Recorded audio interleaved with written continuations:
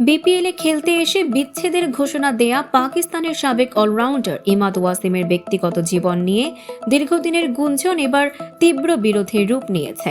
স্ত্রী সানিয়া আশফাকের সঙ্গে বিচ্ছেদের খবর সামনে আসার পর পরিস্থিতি আরও জটিল হয়ে ওঠে যখন সামাজিক যোগাযোগ মাধ্যমে দেওয়া একাধিক বক্তব্যে সানিয়া আশফাক ইমাদের বিরুদ্ধে পরকীয়া অবহেলা এবং মানসিক নির্যাতনের গুরুতর অভিযোগ তোলেন।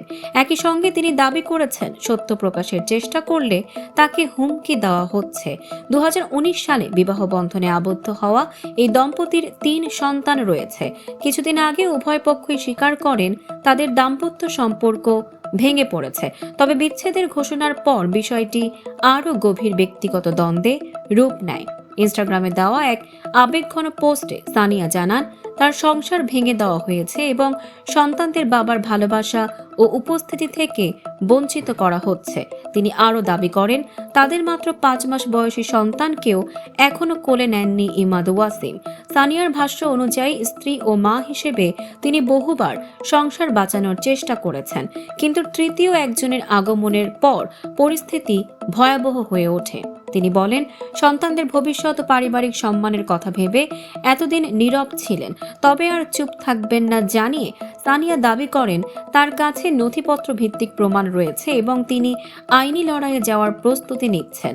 একই সঙ্গে অভিযোগ করেন এসব প্রমাণ প্রকাশ করলে তাকে হুমকি দেওয়া হচ্ছে।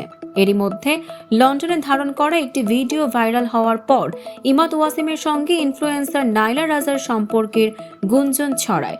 যদিও নাইলা রাজা এসব অভিযোগ সরাসরি অস্বীকার করে সেগুলোকে ভিত্তিহীন ও ক্ষতিকর বলে দাবি করেছেন। এদিকে ইমাদ ওয়াসিম নির্দিষ্ট অভিযোগ নিয়ে প্রকাশ্যে কিছু না বলে বিষয়টি আইনি প্রক্রিয়া চলমান থাকায় গোপনীয়তা রক্ষার আহ্বান জানিয়েছেন। দর্শক, সাম্প্রতিক ও চমকপ্রদ সব খবর পেতে ফলো করুন আমাদের ফেসবুক পেজ CB24 টিভি এবং সাবস্ক্রাইব করুন ইউটিউব চ্যানেল CB24 অফিসিয়াল।